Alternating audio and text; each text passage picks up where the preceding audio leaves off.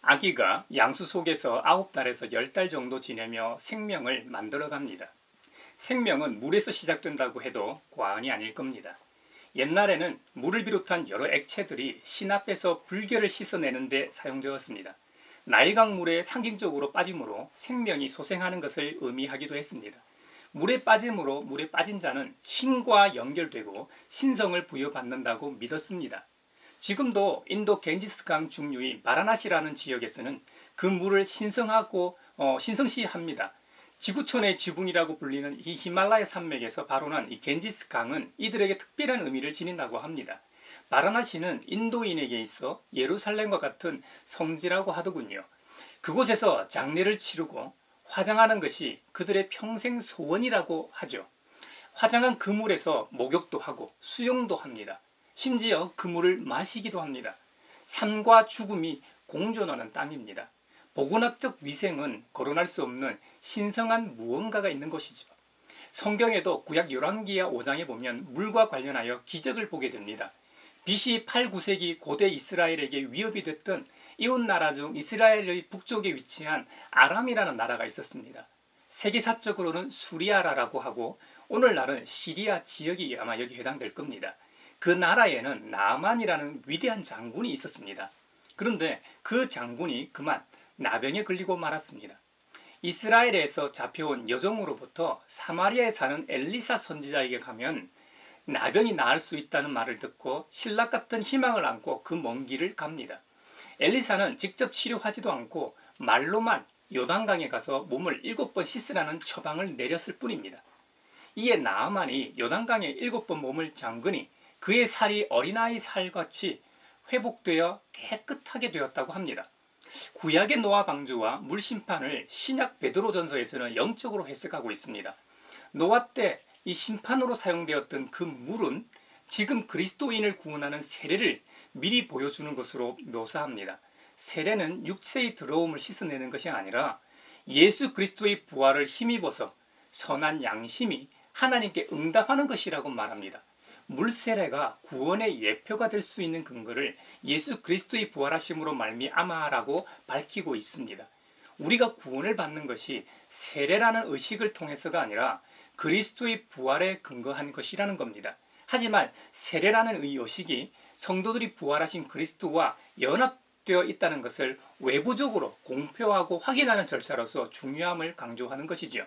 기독교에 있어 물과 관련된 중요한 의식이 하나 있습니다. 바로 세례 혹은 침례라 일컬어지는 행위입니다. 기독교에서 베푸는 세례는 원어로 말하면 밥티스마라고 하는데 이 밥티스마는 구속사적 의미와 직접적으로 연결됩니다. 세례자 요한과 예수님의 복음의 첫 메시지인 때가 찼다, 하나님의 나라가 가까이 왔다, 회개하여라, 복음을 믿으라 에서도 나타나지만 자신의 죄를 고백하는 사람들은 이 정결의식을 통하여 영적 변화를 입게 됩니다. 바로 회개의 세례로서 언급됩니다. 그리고 그들의 과거의 죄 사함을 받고 곧 세워질 메시아 왕국의 은혜를 누리게 됩니다. 자신의 죄를 고백하고 그리스도에 대한 믿음을 고백하는 자들에게 베푸는 이 의식을 통해 성령으로 말미암아 새 생명회로 다시 태어나서 그리스도와 교회와의 이 친교에 들어오게 됩니다. 한마디로 영원한 구원의 참여자가 된다는 의미입니다. 오늘은 세례의 의미에 대해서 살펴보겠습니다. 먼저 그리스도와 연합하는 사건으로서의 세례라는 겁니다. 세례자 요한의 세례가 회개를 위한 것이라는 점에서 무엇을 위한 세례였다고 할 수 있습니다. 반면에 초기 기독교의 세례는 무엇으로의 세례라는 차이가 있습니다. 한마디로 예수 그리스도의 세례 또는 주님의 이름으로의 세례라는 것이죠. 고린도전서 1장 13절에 보면 그리스도께서 갈라지셨습니다. 바울이 여러분을 위하여 십자가에 달리기라도 했습니까? 또는 여러분이 바울의 이름으로 세례를 받았습니까? 이 구절은 당시 분열하고 있던 고린도 교회에 보낸 메시지입니다. 당시 고린도 교회 안에는 나는 바울 편이다, 나는 아볼로 편이다, 혹은 나는 베드로 편이다, 나는 그리스도 편이다, 이렇게 네 파로 나뉘어져 분열하고 있었습니다. 또 마태복음 마지막 장에서 예수님께서는 그러므로 너희는 가서 모든 민족을 제자로 삼아서 아버지와 아들과 성령의 이름으로 세례를 주고라고 말씀하셨습니다. 사람의 이름은 매우 큰 의미를 지닙니다. 바로 그 사람의 정체성이기 때문이죠. 유대 세계에서도 이름은 매우 중요한 의미를 지닙니다. 누구의 이름으로 세례를 받는다는 사실은 곧 세례받는 자의 정체성과 그의 소유권이 누구에게 있는가를 결정하는 것이었습니다. 그러므로 예수님의 이름으로 물에 잠기거나 붓는 방식으로 세례를 받는다는 것은 예수님의 이름에 잠기거나 부음을 받는다는 뜻이 되겠죠. 곧 예수님의 인격과 정체성에 잠긴다는 뜻이 됩니다. 우리가 수영을 막 이렇게 하다가 잠수를 하게 되면 물과 나는 완전히 하나가 됩니다. 물이 우리를 완전히 덮어버리기 때문이죠. 예수님에게 잠긴다는 의미는 우리가 예수님 안으로 들어간다는 의미입니다. 메시아이신 주님과 연합하는 자가 된다는 겁니다. 그분과 뗄래야 뗄 수 없는 존재라는 것이죠. 그리스도와 연합하는 것으로서의 세례를 가장 잘 보여주는 성경 말씀이 로마서 6장 4절 이하일 겁니다. 그러므로 우리는 세례를 통하여 그의 죽으심과 연합함으로써 그와 함께 묻혔던 것입니다. 그것은 그리스도께서 아버지의 영광으로 말미암아 죽은 사람들 가운데서 살아나신 것과 같이 우리도 또한 새 생명 안에서 살아나기 위함입니다. 우리가 그의 죽으심과 같은 죽음을 죽어서 그와 연합하는 사람이 되었으면 우리는 부활에 있어서도 또한 그와 연합하는 사람이 될 것입니다. 우리의 옛사람이 그리스도와 함께 십자가에 달려 죽은 것은 죄의 몸을 멸하여서 우리가 다시는 죄의 노예가 되지 않게 하려는 것임을 우리는 압니다. 아멘. 세례를 통해 예수님과 연합한다는 의미는 무엇일까요? 한마디로 메시아이신 예수님에게 일어난 일들이 세례를 받는 수세자에게도 동일하게 일어난다는 겁니다. 세례를 받는 수세자가 예수님의 죽으심과 합하여 함께 죄악된 옛사람을 장사 지내고 부활하신 예수님과 함께 새 생명 안에서 다시 태어난다는 의미입니다. 완전히 새 창조된 존재가 된다는 의미입니다. 그 행위로 하나님께서는 우리를 죄인이 아니라 의인으로 인정하신다는 의미입니다. 두 번째로 세례의 의미는 무엇일까요? 교회와 연합으로서의 세례입니다. 이것은 첫 번째 세례의 의미와 연결되는 것인데요. 세례가 수세자를 그리스도와 연합하게 하는 것은 곧 주님의 몸된 교회와 연합하게 하는 것입니다. 교회의 머리 되신 주님과 연합하게 되면 몸의 일부가 됩니다. 우리 손가락 끝에 바늘이 찔리거나 날카로운 칼에 베일 때 그 찔리고 베인 곳만 아픕니까? 아닙니다. 온몸이 아픔을 느낍니다. 그 원리는 1차 직접적으로 고통을 느끼는 부위에서 찔림이나 베임을 신경계를 통해 뇌로 보내면 뇌는 아픔을 판단하고 다시 신경계를 통해 다른 부위로 그 신호를 보냅니다. 이것은 정확히 영적인 원리와 동일합니다. 우리 주님은 몸이 아파하면 당신도 똑같이 아파합니다. 그분이 우리를 지으신 창조주이시기 때문이죠. 몸의 머리가 고통을 느끼면 몸의 구성원도 당연히 아픔을 느낄 수밖에 없습니다. 교회라는 것도 이런 원리로 작동해야 한다는 겁니다. 교인적 누군가가 그의 가정에 문제가 생기면 그 교회를 담임하는 목사만 그 문제를 놓고 기도하며 씨름하는 것은 교회가 아닙니다. 교회 구성원이 아파하며 교회의 머리 되신 주님께서 아파하십니다. 그 신호를 주시는 이 교회의 몸들에게 보내십니다. 그렇기 때문에 몸의 일부인 목회자가 관심을 갖고 기도도 하고 실제적으로 도울 길이 없는지 알아보는 것이죠. 다른 몸의 일부분들도 그 일에 관심을 가지는 것이 한 몸의 모습일 겁니다. 고린도전서 12장 12절 이하에 보면 이런 말씀이 있습니다. 몸은 하나이지만 많은 지체가 있고 몸의 지체는 많지만 그들이 모두 한 몸이듯이 그리스도도 그러하십니다. 우리는 유대 사람이든지 그리스도 사람이든지 종이든지 자유인이든지 모두 한 성령으로 세례를 받아서 한 몸이 되었고 또 모두 한 성령을 마시게 되었습니다. 교회 안에서는 어떤 차별도 있을 수 없음을 확증하는 말씀입니다. 모두가 그리스도 안에서 동일하고 평등하다는 말입니다. 우리의 교회와 교인들은 세례로 인해 교회와 연합하였습니다. 진정으로 교회와 연합한 모습을 보이고 있습니까? 그것이 일상입니까? 아니면 모른 채 하는 것이 일상입니까? 세 번째로 세례의 의미는 무엇일까요? 중생으로서의 세례입니다.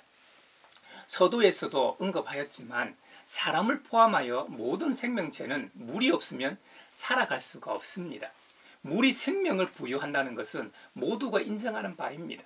초대교회에서 흐르는 물에서 혹은 흐르는 물에 세례를 주도록 규정한 것은 당시 교회가 세례를 새 생명을 부여하는 사건으로 이해했다는 증거입니다. 새 생명을 부여한다는 의미는 다른 말로 하면 중생입니다. 기독교 교리상 구원론은 칭의, 중생, 성화를 구별합니다. 칭의는 하나님에 의한 것입니다. 신자들은 하나님과 올바른 관계를 맺고 하나님께서는 그리스도의 의로운 행위인 십자가의 죽음과 부활을 그에게 전가하십니다. 그 은혜로 말미암아 새로운 피조물이 되는 것을 중생이라고 합니다. 곧 하나님의 자녀로 다시 태어나는 경험을 중생이라고 하죠. 성화는 새로운 생명이 자라고 성숙해가는 과정을 의미합니다. 고린도후서 5장 17절 말씀처럼 누구든지 그리스도 안에 있으면 그는 새로운 피조물입니다. 옛것은 지나갔습니다. 보십시오, 새것이 되었습니다. 할렐루야. 이것이 바로 중생을 의미합니다. 그리스도 되신 우리 주님의 십자가와 부활을 통해 완전히 새로운 피조물이 되는 것을 의미합니다. 창세기 1장의 창조와 같은 새로운 창조를 말합니다. 이제 그리스도인은 중생을 통해 새로운 창조 질서 속에서 살아가게 됩니다. 갈라디아서 5장 15절에서는 할례를 받거나 안 받는 것이 중요한 것이 아니라 새롭게 창조되는 것이 중요합니다라고 말했습니다. 유대인에게 있어 중요한 할례를 예로 듭니다. 믿음의 조상인 아브라함을 통한 하나님과의 언약인 할례 언약이 등장합니다. 이 엄청난 할례 언약도 새로운 창조 질서에서는 의미가 없다는 것이죠. 참 하나님이신 예수님께서 이 땅에 오셔서 할례를 통한 구원이 아니라 예수님 자신을 통한 새 창조 질서를 말씀하십니다. 중생을 경험한 그리스도인들은 이전과는 전혀 다른 모습으로 살아가게 됩니다. 교회 안에서는 이런 사람들로 가득 차 있습니다. 하지만 여러분의 교회에 이런 모습이 없다면 나는 과연 중생한 그리스도인인가? 나는 진정으로 주님을 만난 사람인가? 다시 신앙을 점검하고 성찰하는 시간이 됐으면 좋겠습니다. 부디 우리 가양교회가 중생한 그리스도인들로 가득 차길 희망합니다. 마지막 넷째로 세례의 의미는 무엇일까요? 성령을 받는 사건으로서의 세례입니다. 세례의 대명사인 이 세례자 요한은 자신의 세례는 물세례라고 주장했습니다. 앞으로 성령으로 세례를 주시는 분이 나타날 거라고 증언하였습니다. 기독교 세례가 요한의 세례와 구별되는 가장 핵심적인 내용이 바로 성령을 통한 세례입니다. 우리 예수님께서는 니고데모와의 대화에서 이렇게 말씀하셨습니다. 내가 진정으로 너에게 말한다. 누구든지 다시 나지 않으면 하나님 나라를 볼 수 없다고 하셨습니다. 이 말씀을 들은 니고데모는 예수님께 되묻습니다. 사람이 늙었는데 그가 어떻게 태어날 수 있겠습니까? 어머니 뱃속에 다시 들어갔다가 태어날 수야 없지 않습니까? 니고데모의 질문에 예수님께서는 다시 이렇게 말씀하셨습니다. 내가 진정으로 너에게 말한다. 누구든지 물과 성령으로 나지 아니하면 하나님 나라에 들어갈 수 없다. 우리가 회개하고 세례를 받을 때 성령을 받는 것은 성령을 부어주시겠다던 선지자 요엘의 예언이 성취된 것입니다. 세례와 성령은 불가분리의 관계입니다. 하지만 그 순수에 있어서는 사도행전에 세 가지 유형이 나타나고 있습니다. 세례와 성령 받음이 하나의 사건이긴 하나 순수에 있어서 물세례가 먼저 나오고 그 후에 성령을 받는 경우가 있습니다. 에베소 사람들이 요한의 세례는 받았으나 아직 성령은 알지 못하다 바울이 주 예수의 이름으로 세례를 주고 그들에게 안수함에 성령이 그들에게 임한 경우입니다. 두 번째 유형은 세례와 성령 받음이 하나의 사건이긴 하지만 그 순서가 뒤바뀌어 성령을 먼저 받고 물세례를 받는 경우입니다. 고넬료의 집이 여기에 해당되는데요. 베드로가 고넬료의 집에서 설교할 때에 이방인인 고넬료와 그 집 사람들이 성령을 받았습니다. 하지만 아직 물세례를 받지 않은 상태였습니다. 이후 그들에게 세례를 베풀었다고 기록합니다. 마지막 유형은 물세례와 성령 세례가 한꺼번에 발생하지 않고 순차적으로 한참 후에 발생한 경우입니다. 사마리아인들은 물세례를 받기는 했지만 아직 성령은 받지 않은 상태였습니다. 나중에 베드로와 요한이 내려와서 안수할 때에 성령을 받았다고 기록합니다. 이 성령의 선물을 받는 것은 세례에서 본질적인 부분입니다. 이는 사도행전 8장에 보면 빌립이 사마리아 지역에서 복음을 전하는 장면이 나옵니다. 빌립이 하나님 나라와 예수 그리스도의 이름에 관하여 전도함으로 인해 많은 사람이 믿고 세례를 받았습니다. 그 지역에 시몬이라는 사람이 있었습니다. 이 시몬은 우리가 잘 아는 베드로가 아닙니다. 사마리아에 사는 시몬 있는 거죠. 그 시몬도 그 광경을 보고 믿고 세례를 받았습니다. 그리고 빌립을 따라다니면서 그 나타나는 표적과 큰 능력을 보고 놀랐습니다. 그런데 아직 이들은 성령을 받지 않은 상태였습니다. 그래서 베드로와 요한이 사마리아로 내려가 그들을 위하여 성령 받기를 기도하니 그들이 성령을 받았다고 기록합니다. 사도들이 안수함에 성령 받는 것을 보고 사마리아 시몬도 돈을 주고 그 능력을 사려고 합니다. 하지만 베드로로부터 그대가 하나님의 선물을 돈으로 사려고 생각하였으니 그대는 그 돈과 함께 망할 것이오라는 책망을 받게 됩니다. 여러분, 사마리아 시몬은 물세례는 받았지만 성령을 받지 못했기 때문에 그는 진정한 그리스도인이 아직 되지 못했습니다. 고린도전서 12장 13절에 보면 우리는 유대 사람이든지 그리스 사람이든지 종이든지 자유인이든지 모두 한 성령으로 세례를 받아서 한 몸이 되었고 또 모두 한 성령을 마시게 되었습니다. 라고 말합니다. 세례를 통해 성령을 받는 것은 본질적인 부분임을 기억합시다. 우리는 성령님을 통해 하나됨을 경험하게 됩니다.